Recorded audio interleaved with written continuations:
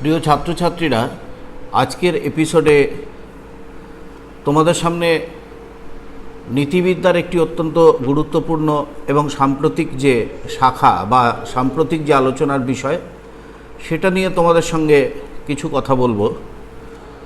তোমরা জানো যে এখন পশ্চিমবঙ্গের বিভিন্ন কলেজ বিশ্ববিদ্যালয়ে আমরা দেখছি যে ব্যবহারিক নীতিবিদ্যা এটি নীতিবিদ্যার একটি গুরুত্বপূর্ণ শাখা এবং এই বিষয়ে চর্চা কিন্তু বৃদ্ধি পেয়েছে।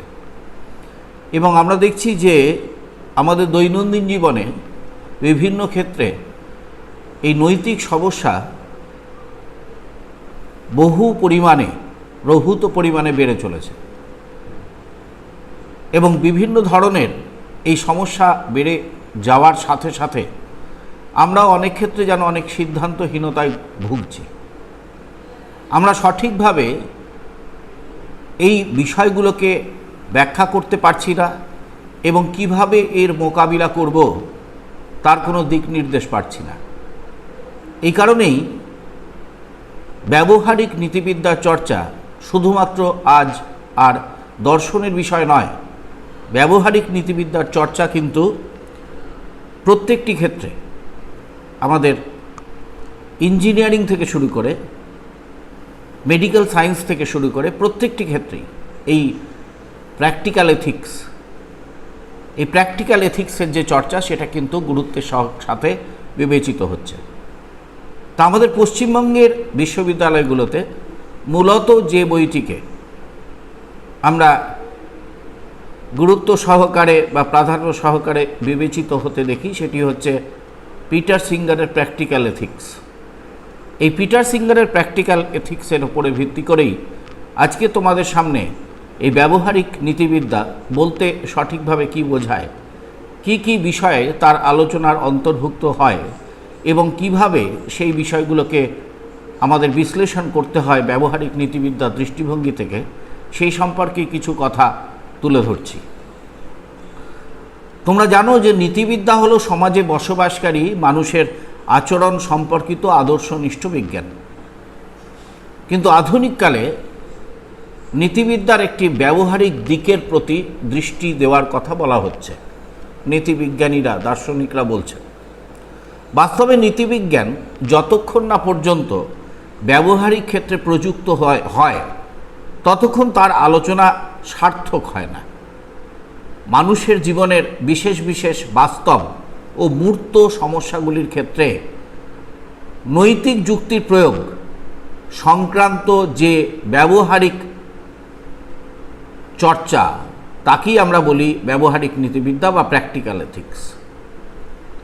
পিটার সিঙ্গার তার প্র্যাকটিক্যাল এথিক্স গ্রন্থে ব্যবহারিক নীতিবিদ্যা বলতে বলছেন যে জাতিগত সংখ্যালঘু, নারীদের জন্য সাম্য, খাদ্য ও পরীক্ষা নিরীক্ষার জন্য প্রাণীর ব্যবহার, প্রাকৃতিক পরিবেশের সংরক্ষণ, আত্মহত্যা, ইউথ্যানাসিয়া, গর্ভপাত, দারিদ্র্য দূরীকরণ, বিত্তবানদের দায়বদ্ধতা ইত্যাদি বাস্তব সমস্যার ক্ষেত্রে নৈতিকতার প্রয়োগ সংক্রান্ত শাস্ত্র হচ্ছে ব্যবহারিক নীতিবিদ্যা।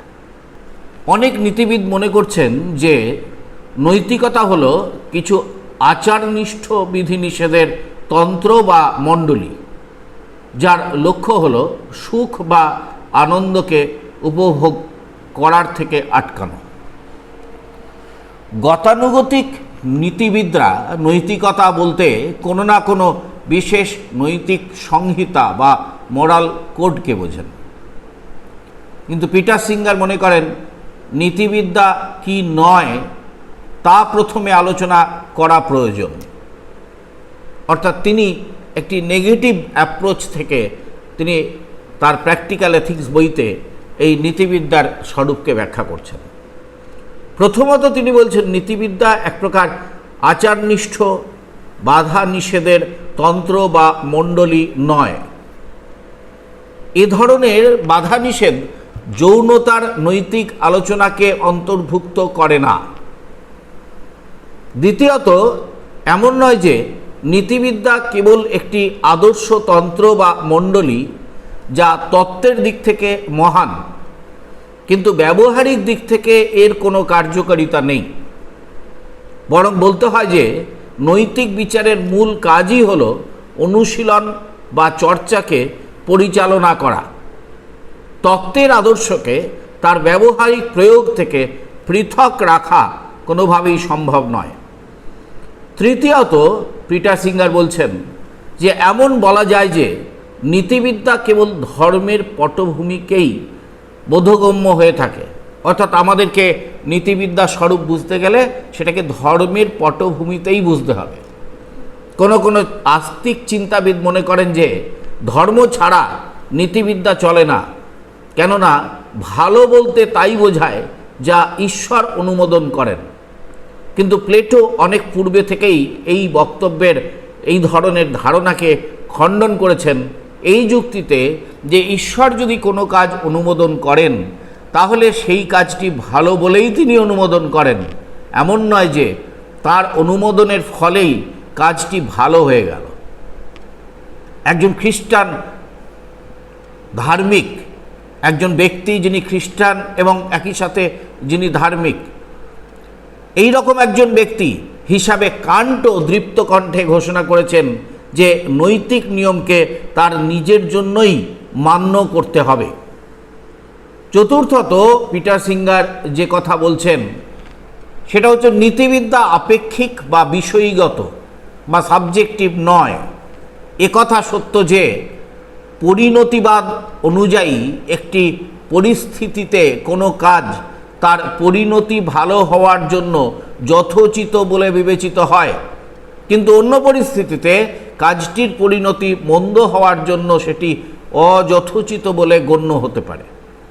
পিটার সিঙ্গার এই ধরনের আপেক্ষিকতাবাদকে ভাষা স্তরের আপেক্ষিকতাবাদ বা সুপারফিশিয়াল লেভেল অফ রিলেটিভিজম বলে গণ্য করেছেন। 19 শতকে আমরা আর এক ধরনের আপেক্ষিকতাবাদের পরিচয় পাই যা অধিকতর মৌলিক। এমন সমাজ পাওয়া গেল যেখানে প্রাক বিবাহ যৌনতা স্বীকৃত। এর ফলে মানুষের যৌন মনোভাবের বৈপ্লবাত্মক পরিবর্তন সাধিত হল। মার্ক্সবাদীরা তাদের বক্তব্যে এই প্রকারের আপেক্ষিকতাকে অনেকাংশে গ্রহণ করেছেন। এই নতুন আপেক্ষিকতা তারা মনে করেন যে প্রতিটি যুগের প্রাধান্যকারী ধারণা বস্তুত কর্তৃত্বকারী শ্রেণীর ধারণা ছাড়া আর কিছুই নয়।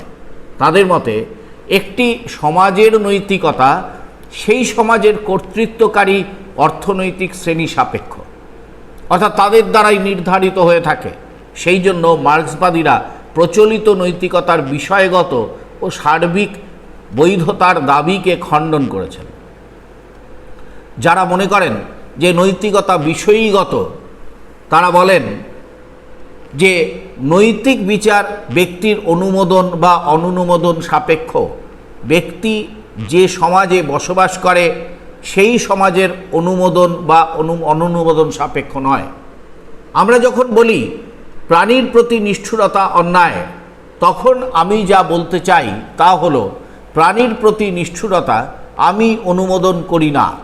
পিটার সিঙ্গার মনে করেন যে নৈতিক আপেক্ষিকতাবাদের মতো নৈতিক বিষয়ীগত মতবাদ নৈতিক মত পার্থক্যের ব্যাখ্যা দিতে পারে না, অর্থাৎ বিভিন্ন ব্যক্তির মধ্যে যে নৈতিক মত পার্থক্য তার ব্যাখ্যা দিতে পারে না। কেউ কেউ মনে করেন যে নৈতিক বিচার সত্যও নয় মিথ্যাও নয়, কারণ তা কোনো কিছুকে বর্ণনা করে না। C.L. স্টিভেনসন বলছেন যে এই ধরনের মতবাদ অনুযায়ী নৈতিক বিচার কেবলমাত্র মনোভাবকে প্রকাশ করে, বর্ণনা করে না। আর.এম. হেয়ারকে অনুসরণ করে আমরা বলতে পারি যে নৈতিক বিচার বা অবধারণ হলো নির্দেশ বা প্রেসক্রিপশন, এবং তা তথ্য বা ঘটনার বিবৃতির চেয়ে আদেশের সঙ্গে ঘনিষ্ঠ সম্পর্কে আবদ্ধ। এই মতানুসারে আমরা যে ঐক্যমত্য পোষণ করি না বা ভিন্ন মত পোষণ করি, তার কারণ অন্য লোক কি করে সে সম্পর্কে আমরা চিন্তা করে থাকি। স্টিভেনসন, হেয়ার এবং ম্যাকি প্রমুখ নীতিবিদ একথা অস্বীকার করেননি যে নীতিবিদ্যায় যুক্তি বিচারের একটি গুরুত্বপূর্ণ ভূমিকা রয়েছে। পিটার সিঙ্গার মনে করেন যে ফলিত বা ব্যবহারিক নীতিবিদ্যাকে, প্র্যাকটিক্যাল এথিক্সকে সুদৃঢ় ভিত্তির উপর দাঁড় করাতে হলে এটা স্বীকার করা প্রয়োজন যে নৈতিক যুক্তি সম্ভব। নৈতিক সিদ্ধান্ত নিতে গেলে নৈতিক যুক্তি বিচারের ভূমিকাকে গুরুত্ব সহকারে আমাদের স্বীকার করতে হবে। নীতিবিদ্যার দৃষ্টিকোণকে টি.এল. বিচাম তার philosophical ethics and introduction to moral philosophy গ্রন্থে 4 ভাগে ভাগ করেছেন। এর মধ্যে 2টি দৃষ্টিকোণ হলো আদর্শনিষ্ঠ এবং বাকি 2টি হলো অআদর্শনিষ্ঠ। বিচামের মতানুসারে আদর্শনিষ্ঠ দৃষ্টিকোণ থেকে দেখলে আমরা পাই সাধারণ আদর্শনিষ্ঠ নীতিবিদ্যা বা জেনারেল নর্মাটিভ এথিক্স এবং ব্যবহারিক বা প্রয়োগমুখী নীতিবিদ্যা অ্যাপ্লায়েড অর প্র্যাকটিক্যাল এথিক্স। অন্যদিকে অআদর্শনিষ্ঠ দৃষ্টিকোণ থেকে দেখলে আমরা পাই বর্ণনামূলক নীতিবিদ্যা বা ডেসক্রিপটিভ এথিক্স এবং অধিনীতিবিদ্যা বা মেটা এথিক্স। আমাদের জীবনে কখনো কখনো বাস্তব ও মূর্ত কিছু সমস্যা আমাদের বিচলিত করে থাকে। জীবনের নানা ক্ষেত্রেই আমরা নিজেদের নৈতিক কর্তব্য সম্পর্কে সন্দিগ্ধ হয়ে পড়ি। আমাদের এই সন্দিগ্ধ অবস্থা মুমূর্ষু রোগীর সামনে তার আরোগ্যের সম্ভাবনা সম্পর্কে চিকিৎসকের সত্য ভাষণের ঔচিত্যের প্রশ্ন থেকে শুরু করে পরমাণু যুদ্ধের কিংবা গর্ভপাতের ঔচিত্যের প্রশ্ন পর্যন্ত বিস্তৃত হতে পারে। অর্থাৎ এই সমস্ত বিষয়, এই সমস্ত গুরুত্বপূর্ণ এক একটি বিষয় আমাদের আলোচনার ক্ষেত্রের মধ্যে আসতে পারে, যেখানে আমরা নিজেদের নৈতিক কর্তব্য সম্বন্ধে সন্দিহান হয়ে পড়ি। সেখানেই আমরা নীতিবিদ্যার কাছ থেকে সমাধানের পথ সন্ধান আশা করি। আমরা চাই যে নীতিবিদ্যা আমাদেরকে এই সম্পর্কে উপযুক্ত দিক নির্দেশ দিয়ে থাকুক। আমাদের জীবনের বিশেষ বিশেষ বাস্তব ও মূর্ত সমস্যাগুলির ক্ষেত্রে নৈতিক যুক্তি প্রয়োগ কিভাবে করা যায় তা ফলিত বা ব্যবহারিক নীতিবিদ্যার আলোচনার বিষয়। জাতি বৈষম্য, লিঙ্গ বৈষম্য, দারিদ্র্য, অসাম্য, দুর্ভিক্ষ, আত্মহত্যা, বিবাহ বিচ্ছেদ, মৃত্যুদণ্ড, পরিবেশগত সংকট, যৌন নৈতিকতা, সমকামিতা, পেশাগত নৈতিকতা ইত্যাদি নানা বস্তুগত সমস্যায় আমাদের চিন্তা চেতনাকে বিশেষভাবে নাড়া দেয়। প্রতিনিয়ত আমরা এই সমস্ত সমস্যা কোনো না কোনো একটি নিয়ে বিচলিত হয়ে থাকি। এই জাতীয় সমস্যার সমাধানের ক্ষেত্রে নীতিবিদ্যার শিক্ষা কিভাবে এবং কতটুকু প্রয়োগ করা যায়, নৈতিক যুক্তির প্রয়োগ কতটা এবং কিভাবে করলে সেটা সার্থক হতে পারে তার বিচার বিশ্লেষণ করাই হচ্ছে ব্যবহারিক নীতিবিদ্যার কাজ। অর্থাৎ সমাজ জীবনে বাস্তব ও মূর্ত সমস্যার ক্ষেত্রে নৈতিক যুক্তির প্রয়োগকে ব্যবহারিক নীতিবিজ্ঞান বলে আমরা অভিহিত করতে পারি। তোমাদের সামনে ব্যবহারিক নীতিবিদ্যার স্বরূপ এবং বিষয়বস্তু সম্পর্কে আলোচনা করলাম। এই আলোচনা থেকে অবশ্যই তোমাদের এইটা উপলব্ধি হচ্ছে যে দৈনন্দিন এই জটিল জড়বাদী এবং বিশ্বতান্ত্রিক যে সমাজ ব্যবস্থা, তাতে বিভিন্ন সমস্যা নিয়ে প্রতিটি মানুষ কিন্তু জেরবার হয়ে রয়েছে। প্রতিটি মানুষের প্রতিনিয়ত একটা অস্থিরতা কাজ করছে যে তার মধ্যে বিভিন্ন প্রশ্ন উঠছে, যে প্রশ্নগুলো কিন্তু নৈতিক প্রশ্ন। আমি পূর্ববর্তী একটি এপিসোডে তোমাদের সামনে আলোচনা করেছিলাম যে এই প্রবলেম অফ করোনা ভাইরাস একটা এথিক্যাল পার্সপেক্টিভে, এই প্র্যাকটিক্যাল এথিক্সের পার্সপেক্টিভে এই আলোচনাটা করেছিলাম। এই ধরনের বহু আলোচনা যে আলোচনাগুলো, যেমন আমাদের সামনে এখন উপস্থিত হয়েছে একটা সংকট আমাদের রাজ্যে, যে এই কোভিড পরিস্থিতিতে মাধ্যমিক এবং উচ্চ মাধ্যমিক পরীক্ষা বা অন্যান্য কলেজ বিশ্ববিদ্যালয়ের যে পরীক্ষা, মূলত এই দুটো পরীক্ষা মাধ্যমিক এবং উচ্চ মাধ্যমিক, তাদের ভবিষ্যৎ নিয়ে এখন বিভিন্ন দিকে বিভিন্ন বক্তব্য রয়েছে। সরকারের দিক থেকে তাদের বক্তব্য রয়েছে, বিভিন্ন শিক্ষক সংগঠন, বোর্ড কাউন্সিল তাদের নিজস্ব বক্তব্য রয়েছে, ডাক্তারদের বক্তব্য রয়েছে, অভিভাবকদের বক্তব্য রয়েছে, আবার ছাত্রছাত্রীদেরও বক্তব্য রয়েছে। এবং কোনো বক্তব্যই কিন্তু আমরা যদি বিচার বিশ্লেষণ করি তাহলে দেখব যে সম্পূর্ণভাবে যে কারোর বক্তব্যকেই আমরা নেগেট করতে পারবো তা কিন্তু নয়। প্রত্যেকের নিজের নিজের দৃষ্টিভঙ্গি থেকে প্রত্যেকে কিন্তু উপযুক্তভাবে তাদের বক্তব্যগুলো পেশ করবার চেষ্টা করছে।